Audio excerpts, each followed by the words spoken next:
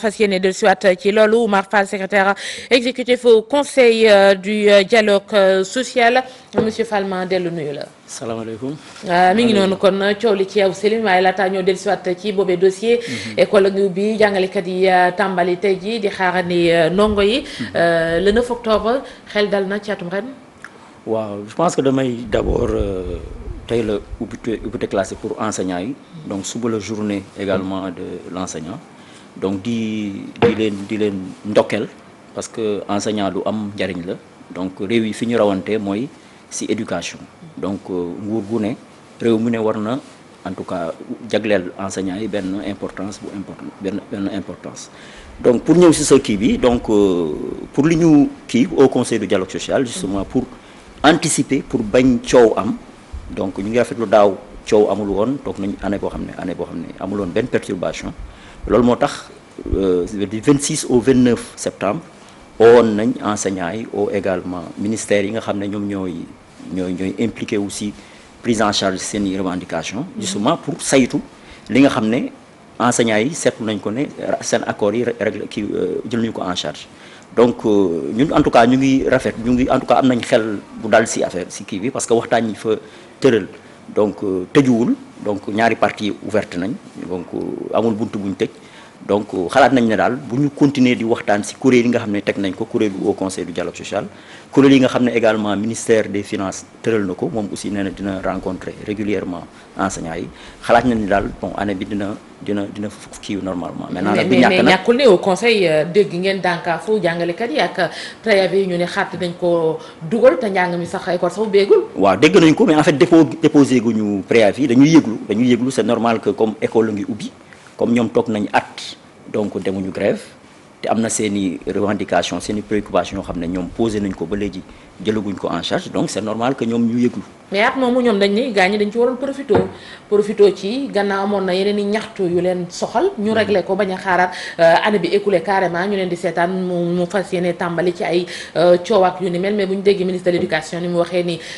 indemnité logement boobu bokkul ci budget 2018 bi est-ce que dina yombal yëf yi parce que moom it mi ngi wax xaat yoon wi nga xamante ni moom la nar a jël. waaw peut-être que mën nañu wax ne ni mu ko waxee peut-être du yombal kii bi mais loi de finance bi kenn voté gu ko kon voté gu tey am na yeneen i pexe yoo xam ne nguur gi mën na ko tëral même bu fekkee dañu voté budget bi mën nañ dem ba ci biir année bi ñu voté une loi de finances rectificative donc li gën a important mais bu ne d'emblée duñ ko ci dugal est-ce que ñi nga xamante ni ñoom la jàkkaar lool mu di enseignants yi duñu am benn xeetu dëgëral bu ñu def ñoom tam def pression ci état pour ñu tenir en compte seen revendication yooyu. waaw maintenant nag pression moom jarul jiital parce que même boo defee pression fi ngay mujjee mooy toog ci table waxtaan. négociation donc te point boobu ñu posé point la boo xam ne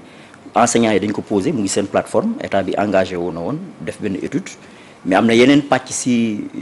kii bi ci fonctionnaire yoo xam ne ñoom également ñu ngi xaar affaire boobu xoolee santé ñoom aussi c'est une préoccupation am na yeneen syndicat fonctionnaire yoo xam ne donc également posé nañ ko donc problème la boo xam ne. koor yi muy laal dafa bari waaw moo tax du yóbbu mais dañu war a toog waxtaan nguur gi dafa war a toog te comme moo jëloon engagement ne du yokk benn salaire tant que deful étude bi yembul ba ñu xam fan la ñuy teg seen tànk. donc bu ñu waxtaanee dañ trouver solution par rapport à cette question. beneen coow Oumar Fall yaa ngi koy dégg mu di mbiru Yavuz Selim. boobaak léegi mi ngi wéy mel ni gaa ñi ne nañ yéen nag au conseil moom da ngeen cee boole loon tekkaaral xëy na début bi da ngeen di bañ a jël position wala dara ngeen seetaan gaa ñi di dem ba heure bii ñu tàmbali leen ci dégg lu tax doxalin boobu. en fait tooguñu ci tekkaaral boo xoolee ñun sunu gis-gis ci enseignement wax naa ko ci tàmbali. élève bi moo nekk au centre moom la ñu war a teg au centre donc acteurs yi aussi bien gouvernement bi que parents d'élèves yi également ñi nga xam ne ñooy gérer école yi li ñu war a xool mooy que élèves yi ñoo nekk au centre de la question donc war nañ fexe ba trouver solution boo xam ne au moins nañ permettre xale yi nga xam ne ñu ngi doon jàng foofu continuer jàng maintenant bu ñu waxtaanee c'est sûr que dinañ trouver solution boo xam ne ñetti parti yëpp yi nga xam ne ñoo ko seq dinañ ko trouver solution donc bu ñu xoolee loolu. mais ça fait des mois yéen concrètement lan ngeen ci def ci dossier bi parce que boobaak léegi ñu tàmbaliwaat ba école bu ubbi fekkaat ko fi. te ñu am kuréel yoo xamante ne war nañu mën a régler coow li concrètement lan ngeen ci def yéen. waaw pour le moment ñu kenn saisir ñu ci question boobu parce que en réalité pour repréciser ñun suñu mission au conseil du dialogue social mooy fexe ba fépp foo xam ne nit day liggéey ñu fexe ba ki koy liggéeyloo ak xam yi mu ko ameel mu jox ko sans pour autant que mu am coow ci entreprise bi. Donc maintenant boo xoolee question bi li mu posé mooy peut-être au niveau nguur gi dafa jàpp ne école boobu en tout cas amul autorisation amul en tout cas nekkul en règle par rapport ak li Sénégal tëral. Donc ñi nga xam ne ñooy gérer école bi donc ñoom ñeneen ñoom ñu ngi seen yoon donc foofu boo xoolee du problème boo xam ne entre kuy liggéey la ak ku ñuy liggéeylu. mais am na ñu ci fay liggéey ñoo xamante ne buñ ko tëjee xëy na dinañ koo yëg. am ñu nekk ci environnement bi di ci évoluer. ñoo ñëpp dina impacter ci ñoom. waaw dina impacter ci ñoom mais pour le moment posé gul parce que ba léegi amul benn parti bu wax ne en tout cas école bi dañ koy tëj mais li ñuy xool ba léegi ñoom ñu boo xoolee aussi bien nguur gi boo xoolee décision yi ñu jël dernièrement li ñuy xool mooy fexe ba. En tout cas école bi continuer ubbi maintenant kan moo koy gérer ak kan moo koy nan lañ sous quelle forme loolu la ñuy xool mais au moins aussi bien les parties yëpp ñu ngi jàpp ne école en tout cas école bi war na continuer fonctionner. saisir wuñu leen mais est-ce que di ngeen auto-saisir pour que mu am solution rapidement ministre bi mi ngi wax ñu doon yaakaar ne dina am porte tey jii yoonu ko juboo mais boo déggee Kabou Sélémé Sarr ni mu waxaatee nee nañ ñoom amagul ñu benn solution bu dëgër est-ce que di ngeen ci dugal seen loxo waxtaan ak gaañi pour que très rapidement bu ñu dajee ci wërngalu taabal ñu d'accord sur des points. bu ko jaree moom dañ si dugg parce que ñun dañuy saisir mais fi ne nii am na déjà ñaari ministres yu si dugg ministre éducation moom rek moo si nekkoon déjà gis ngeen ne dégg ngeen sànq de l'intérieur li mu wax donc nguur gi waxaat na ne dina def lépp pour que école bi continue fonctionner donc li des moom bu fekkee ne en tout cas nit ñi li ñuy jàpp li ñu bëgg rek mooy élèves yi continuer jàng loolu en principe war nañu am trouver une solution. donc li ñu war a def daal mooy fexe ba ñi fa doon jàngee continuer fa jàngale bu ñu fa continuer jàngale kon ñi fay jàngale également du ñu am problème parce que boobaa ñoom nañ jàngal élèves yi. ci wàllu diggante liggéeykat ak njaatigeem ne ngeen yéen ci loolu ngeen di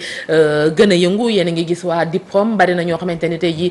ñi ngi jàmbatam ay coow yu ñu am ak seen entreprise gannaaw bi xëy na kër gi nekkee ci jafe-jafe wala yenn saay ñu teg ci taabal ji jafe-jafe pour mën a dàq ñenn ñi tey ci wàllu xayma bu ngeen ko doon xool naka ngeen gisee environnement social bi waxtu wi. waaw bu ñu ko xoolee na bu ñu ko misaalee de manière générale ñaari at yi coow li mu ngi ëpp en tout cas coow yi mu ngi ëpp au niveau du secteur public donc boo xoolee au niveau du secteur privé coow li bariwul noonu tellement par rapport ak yeneen année yi donc loolu nag li ko indi mooy li ma wax sànq c'est-à-dire que nguur gi quelquefois dafay nekk arbitre parce que am na ay kuréel yoo xam ne comme inspection du travail yoo xam ne ñoom dañuy fexe ba fépp koo xam ne nit day liggéey ñu veiller contrôler xool ndax condition de travail mais fii en fait nguur gi fii employeur la nguur gi problème yu mu am moom wax li ñi muy liggéey loolu la donc foofu day xaw a jafe parce que boobaa day liy posé wu mooy est-ce que ressources yi ñu yoree doy na pour que nguur gi mën a satisfaire donc les revendications ñi nga xam ne moom lay liggéeyloo loolu moo tax kuréel bu mel ni ñun au conseil du dialogue su nga xam ne si biir au conseil dafa am ñoo xam dañuy représenter gouvernement bi am ñoo xam dañuy représenter travailleurs yi am ñoo xam dañuy représenter employeurs yi donc kuréel la boo xam ne mën na am neutralité boo xam ne dina mën a def ay médiation pour fexe trouver des solutions yoo xam ne dina. est-ce que concrètement ça donne quelque chose médiation yi souvent du ngeen am ay difficultés parce que wax ngeen ko ñu ci bari coow yi état la état dafa am doole xëy na c'est vrai que médiation na ci am solo mais yenn saa itam bu bëggee dëgëral dafay jafe lan moo gën a doon yéen seen jafe-jafe tey jii pour que mission bi ñu leen dénk ngeen exécuter ko comme il faut. waaw jafe-jafe bi mën nañ ko jàpp si d'abord si ñàkk formation c'est-à-dire que am na ñaari entreprise yoo xam ne intervenir nañu fa si année bi passée donc ñoom dañu nekkoon ci ay jafe-jafe yu bari ba direction bi ak travailleurs yi ak délégués yi nekkoon ci ay problème bi ñu saisiré donc ñu def médiation bi mais bi ñu xoolee en fait li leen réeroo li nga xam ne ñu réeroo dafa amoon une mauvaise compréhension par rapport ak li yoon wax donc foofu li ñu mujjee def mooy dañu mujjee renforcer capacité donc aussi bien membre direction bi que délégué du personnel parce que quelquefois mën nañu réeroo ci li yoon wax donc loolu day baax également ñu renforcer capacité donc ñi nga xam ne ñooy nekk ci entreprise yi donc loolu moom c'est un point important beneen point bi également mooy fexe ba bu ñuy jël engagement donc ñu fexe ba engagement yi également ñu respecter ko et pour ñu respecter foog nga déggoo ak ki nga xam ne amel nga ko dara ngeen déggoo ci nan ngeen di fexe ba li nga ko amel nga jox ko mais nga planifier ko dans un délai. est-ce que très rapidement communication bi tam war leen ko yokk gars yi xam ne xëy na yéen a ngi fi yenn problème yi bu ñu leen ci saisiré comme ni nga ko wax buñ saisiru ñu bu ñu leen ci saisiré xëy na saafara am ci. waaw loolu moom am nañ sax benn commission communication presse boo xam ne loolu mooy rôle am donc fexe ba fépp foo xam ne liggéeykat ne fa ak kuy liggéeyloo ay nit ñu fexe ba ñu wax leen lan mooy rôle au conseil du dialogue social. donc képp bu fekkee ne ñoom dañoo am coow au lieu ñuy dem di tribunal wala ñuy jàppante ñu saisir ñu essayer de rapprocher parties yi donc fexe ba trouver solution boo xam ne entreprise bi du si am problème travailleur également du si am problème. gërëm la bu baax Oumar Fall secrétaire exécutif au conseil du dialogue social moom lañ doon dalal tey muy gan gi ci xibaaru digg bëccëg bi jaajëfal la kon ci sa teewaay. wéy ci wàllu xibaar